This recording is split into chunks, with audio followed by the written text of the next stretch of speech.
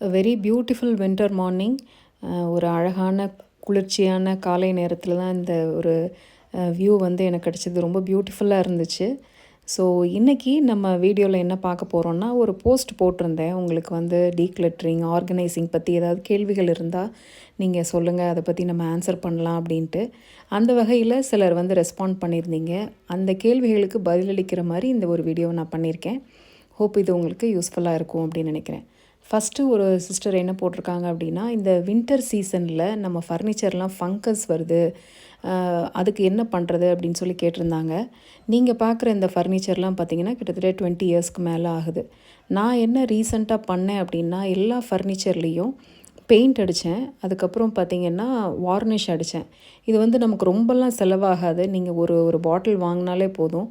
நல்லா வந்து வீட்டில் இருக்க எல்லா ஃபர்னிச்சர்லேயும் நீங்கள் அடிச்சிட்டிங்கன்னா கண்டிப்பாக வந்து இந்த ஃபங்கஸ் ஃபார்ம் ஆகிறது வந்து கண்டிப்பாக நீங்கள் அவாய்ட் பண்ணலாம். இதற்கு வேறு வழியே இல்லை. ஏன்னா மரங்கள் வந்து நாள் படப்பட, ஈரம் படப்பட வந்து அதில் வந்து வர்றது வந்து குவைட் நார்மல் தான். நம்ம அது வந்து என்னாகும் அப்படின்னா, நம்ம வந்து பாத்திரங்கள் வைக்கும்போது நிறைய பூச்சிகள் வந்து அட்ராக்ட் பண்ணும். துணிகள் வைக்கும்போது துணி வந்து வீணாக போயிடும். ஸோ அதெல்லாம் அவாய்ட் பண்ணுறதுக்கு ஒரே சிம்பிள் சொல்யூஷன், நீங்கள் வந்து வார்னிஷ் அடிக்கலாம், இல்லைன்னா நீங்கள் பெயிண்ட் பண்ணிடலாம். ஸோ ரீசண்டாக வந்து நாங்கள் வந்து எல்லா ஃபர்னிச்சருக்குமே வந்து இந்த ஷிஃப்டிங் டைமில் நாங்கள் வந்து ப்ராப்பராக வந்து வார்னிஷ் பண்ணோம். சில ஃபர்னிச்சருக்கு நாங்கள் பெயிண்ட் அடித்தோம். ஒரே ஒரு நாள் தான் ஆகும். இதுக்கு நீங்கள் ரொம்பலாம் நீங்கள் டைம் வேஸ்ட் பண்ணணும் இல்லை. உங்களால் முடிஞ்சால் நீங்களே பண்ணிடுங்க. அப்படி இல்லைன்னா யூ கேன் ஸ்பெண்ட் சம்படி, யாரையாவது நீங்கள் வர வச்சு பண்ணிக்கலாம். அடுத்து ஒரு சிஸ்டர் என்ன மெசேஜ் பண்ணியிருந்தாங்கன்னா, 11 இயர்ஸ் கழித்து இப்போ தான் வந்து வேலைக்கு போகிறேன். எனக்கு வந்து கிச்சனை எல்லாம் க்ளீனாக வைக்க முடியல, வேலையும் பார்த்துட்டு அதை க்ளீனாக வைக்க முடியல, அதுக்கு ஏதாவது டிப்ஸு இருக்குமா அப்படின்னு சொன்னாங்க. எனக்கு வந்து அப்படி சொல்லும்போது சில ஞாபகங்கள் வர ஆரம்பிச்சது. நான் 22 இயர்ஸாக நான் வேலை பார்த்துட்ருக்கேன், 22 வருஷமாக வேலை பார்த்துட்ருக்கேன். அதில் எனக்கு ஒரு டஃப்பான பீரியட் என்ன அப்படின்னா, when I gave birth to my children, 2 குழந்தைங்களுக்கு அம்மாவாகும்போது மெட்டர்னிட்டி லீவில் இருந்தேன். அது வந்து நமக்கு அந்த டைமில் வந்து வெறும் 3 மந்த்ஸ் தான் மெட்டர்னிட்டி லீவ் கொடுப்பாங்க. அப்போது நான் என்ன கற்றுக்கிட்டேன் அப்படின்னா, 2 மந்த்ஸ் வந்து I was completely at rest. 2 மாதம் நல்லா ரெஸ்ட் எடுத்தேன். அந்த லாஸ்ட்டு 1 மாதம் லீவ் இருக்கு இல்லையா, அந்த இடத்துல எனக்கு எங்கள் அம்மா எப்படி பழக்கப்படுத்தினாங்க அப்படின்னா, காலையில் எத்தனை மணிக்கு ஆஃபீஸ், ஒரு 9 ஆஃபீஸ் அப்படின்னா எத்தனை மணிக்கு எழுந்திரிக்கணும், எப்படி குழந்தைய பார்க்கணும், எப்படி வந்து வீட்டு வேலைகளையும் அந்த டைமில் முடிக்கணும் அப்படின்னு சொல்லி என்னை 1 மந்த்தாக டெய்லி என்னை பழக்கப்படுத்தினாங்க. அது வந்து எனக்கு ரொம்ப ரொம்ப யூஸ்ஃபுல்லாக இருந்துச்சு. எந்த ஒரு பிஹேவியருமே ஒரு 21 டேஸ் நம்ம ரெகுலராக பண்ண ஆரம்பிக்கும்போது we will habituate to that behaviour. அதனால் வந்து இது ஒன்றும் பெரிய விஷயமே கிடையாது. வேலைகளெல்லாம் வந்து ஈஸியாக சிம்பிளிஃபை பண்ணலாம். நீங்கள் ஒரு 21 நாள் நீங்கள் ப்ராக்டிஸ் பண்ணுங்கள். காலையில் ஏந்திரிச்சு நீங்கள் எத்தனை மணிக்கு கிளம்பணும், எத்தனை மணிக்கு நீங்கள் வெளியே போகணும் அப்படிங்கிறத வந்து ஒரு 21 டேஸ் மார்னிங் அதை ரொட்டீனாக நான் வந்து ப்ராக்டிஸ் பண்ணேன். அப்படி பண்ணும்போது என்னுடைய வந்து ரெகுலர் ரொட்டீன், அதுக்கப்புறம் நான் மேனேஜ் பண்ணதெல்லாம் ரொம்ப ஈஸியாக நான் வந்து மேனேஜ் பண்ணேன். ஸோ அதை தான் உங்களுக்கும் நான் சொல்ல விரும்புகிறேன். இன்னொன்று வந்து ஐ சிம்ப்ளிஃபைடு மை லைஃப். வீட்டில் வந்து பார்த்திங்கன்னா பொருட்கள்லாம் அவ்வளோவா இருக்கவே இருக்காது. அப்படியே இருந்தாலும் வந்து ஐ ப்ராப்பர்லி வந்து பார்த்திங்கன்னா வீடை பார்த்திங்கனாலே உங்களுக்கே தெரியும், வந்து I have a very limited things. இந்த டீக்ளட்டரிங், மினிமைசிங் திங்ஸு, இது எல்லாமே வந்து நான் என்னோடய லைஃப்பை சிம்ப்ளிஃபை பண்ணுறதுக்காக நான் கற்றுக்கிட்ட ஒரு விஷயம். அது வந்து நாளடைவில் வந்து எனக்கு ஒரு பெரிய உதவியாக இருந்துச்சு. பொருட்கள் வந்து லெஸ் திங்ஸ் லெஸ் ஒர்க், இது வந்து ஒரு காமன் ஃபினாமினா தான். வந்து பொருட்கள் கம்மியாக இருக்கும்போது நம்ம மெயின்டெனன்ஸ் கம்மி, நம்ம எதற்கு தேவையோ அதற்கான நேரங்களை நம்மளால் செலவிடலாம்.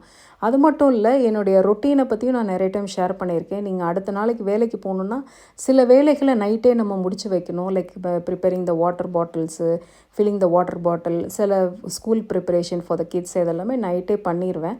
அண்டு ஃபுட்டு ப்ரிப்பரேஷன்லாம் பார்த்திங்கன்னா ரொம்ப சிம்ப்ளிஃபைடாக இருக்கும். வந்து கலவை சாதம் மாதிரி தான் எடுத்துகிட்டு போவோம். பீட்ரூட் ரைஸு, கேரட் ரைஸு, என்ன வெஜிடபிளோ இருக்கோ அதை போட்டு அதை ரைஸாகவே நாங்கள் செஞ்சு எடுத்துகிட்டு போயிடுவோம்.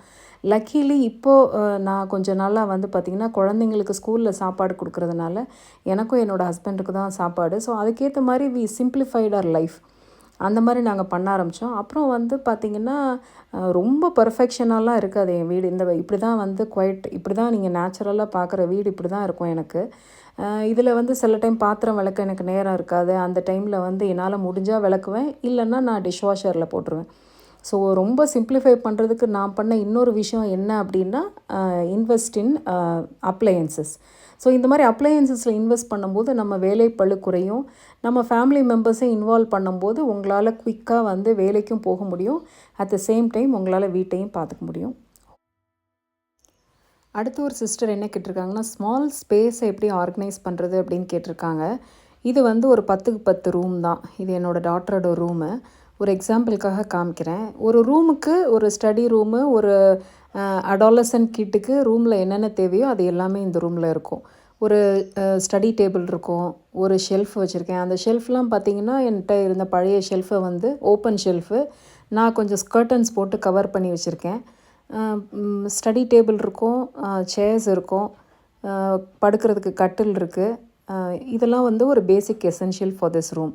அதுக்கப்புறம் பார்த்திங்கன்னா இந்த பக்கம் வந்து நம்மளோட ஸ்டோரேஜ் எசென்ஷியல், அதாவது வந்து நம்ம ட்ரெஸ் மெட்டீரியல் ஸ்டோர் பண்ணுறதுக்கு 2 பீரோ இருக்குது, ஒரு லாண்ட்ரி பேஸ்கெட் இருக்குது. I think this is more then enough for the house. நீங்கள் பொருட்களை குறைக்கும் போது நிறையா வந்து நீங்கள் ஸ்பேஸ் இருக்கிற மாதிரி நம்மளே ஃபீல் பண்ணுவோம்.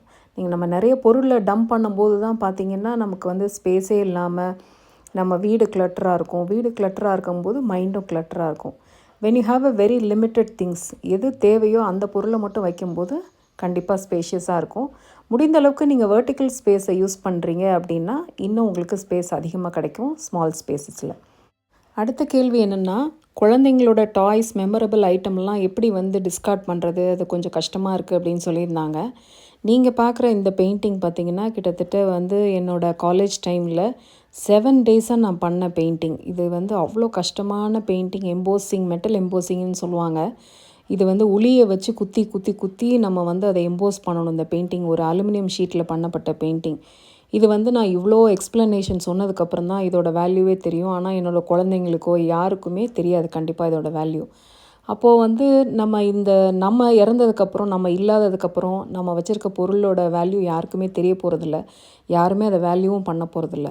நான் பண்ணுற விஷயங்கள்லாம் என்னென்னா, என்னோடய குழந்தைங்களோட பிக்சர்ஸாக இருக்கட்டும், அவங்க பண்ண கிராஃப்ட் ஐட்டமாக இருக்கட்டும், ரொம்ப ஸ்பெஷலான மூமெண்ட்ஸை வந்து நான் டிஜிட்டலைஸ் பண்ணிட்டேன். எப்பயுமே வந்து அதை ஒரு கூகுள் ஃபார்மோ, ஒரு கூகுள் ஷீட், கூகுள் ஃபோட்டோ, ஒரு காமன் ட்ரைவ் எடுத்து அந்த ட்ரைவில் எல்லாத்தையுமே நான் சேவ் பண்ணி வச்சுருக்கேன். எனி டைம் ஈவன் என்னோடய குழந்தைங்க எப்பயுமே அதை வந்து நீங்கள் எந்த இடத்துலேருந்தும் ஆக்சஸ் பண்ணலாம். அதுக்கு வந்து நம்ம வீட்டில் வந்து ஓப்பன் பண்ணி தான் பார்க்கணுன்னு அவசியம் இல்லை. ஒன்று. இன்னொன்று வந்து டீக்ளட்டரிங் ஐட்டம்ஸ் எல்லாமே வந்து ஐ கெப்ட் அ ப்ரொவிஷன். இங்கே வந்து ஒரு பேஸ்கெட் வச்சுருக்கேன். அவங்க குழந்தைங்களோட ட்ரெஸ் மெட்டீரியல்ஸ் எது எது அவங்களுக்கு வேண்டாம், இல்லை வந்து ஏதாவது பெயிண்ட் பண்ணி வீணாக போயிருக்கும், இல்லை கிழிஞ்சிருக்கும், அந்த மாதிரி எது இருந்தாலும் அவங்கள இங்கே வந்து போட சொல்லிடுவேன். இப்படி போடும்போது அதுலேருந்து நான் எப்பயுமே அதில் செக்ரிகேட் பண்ணிக்குவேன். இப்போ வந்து பார்த்திங்கன்னா இதில் ஒரு டம்ப்பு வந்து என்னோடய டாட்டர் எடுத்து வச்சுருக்கா. இந்த ட்ரெஸ் மெட்டீரியல்லாம் பார்த்திங்கன்னா எல்லாமே பெயிண்ட்டு பட்டதாக இருக்கும். அதை வந்து நீங்கள் யாருக்கும் டொனேட்டும் பண்ண முடியாது, ஒன்றுமே பண்ண முடியாது. ஸோ அதை நான் என்ன பண்ணுவேன்னா, முடிஞ்ச அளவுக்கு எய்தர் பாதி இதை டிஸ்கார்ட் பண்ணிடுவேன். அப்படி இல்லைன்னா சில விஷயங்களை வந்து நம்ம கட் பண்ணி நான் வந்து அதை வந்து துடைக்கிறதுக்கு இதுக்கெல்லாம் நம்ம யூஸ் பண்ணிக்குவேன். அதுக்காக எல்லாத்தையும் நம்ம ப்ரிசர்வ் பண்ணணும்னு அவசியம் இல்லை. சில ஐட்டம்ஸை அந்த மாதிரி ப்ரிசர்வ் பண்ணுவேன். நம்ம டீக்ளட்டர் பண்ணணும், டொனேட் பண்ணுற ஐட்டத்தை எப்பயுமே என்னோடய காரில் வச்சுருவேன். யாராவது வந்து நீடியை பார்த்தேன் அப்படின்னா இம்மீடியட்டாக I will give it to them. அவங்களுக்கு வந்து உடனே அதை வந்து டொனேட் பண்ணிடுவேன்.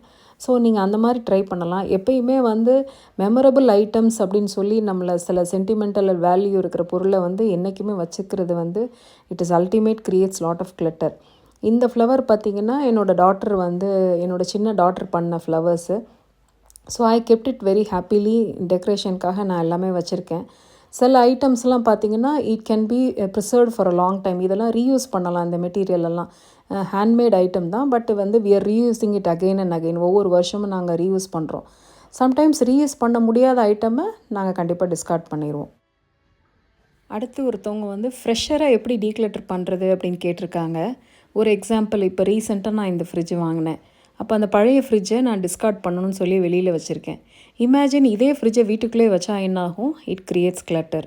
அதே மாதிரி தான் நம்ம பயன்படுத்தாத பொருட்கள், நமக்கு உபயோகம் இல்லாத பொருட்கள், நம்ம ஒரு பொருளே திருப்பி திருப்பி நிறையா யூஸ் பண்ணுற பொருட்களெல்லாம் வச்சுருந்தோன்னா கண்டிப்பாக கிளட்டர் க்ரியேட் ஆகும்.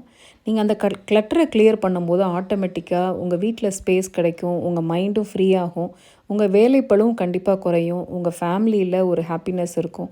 தேவையில்லாமல் செலவுகளை நம்மளால் பண்ணாமல் இருக்க முடியும். ஒரு ஹாப்பியான லைஃப்பை வாழ முடியும். ஹோப் இந்த டிப்ஸ் எல்லாம் உங்களுக்கு யூஸ்ஃபுல்லாக இருந்திருக்கும் அப்படின்னு நினைக்கிறேன். அடுத்த ஒரு இன்ட்ரெஸ்டிங்கான வீடியோவில் உங்களை வந்து சந்திக்கிறேன். Until then, thank you so much for வாட்சிங் this video till the end. Happy home making, happy decluttering from Decluttering Diva. Thank you.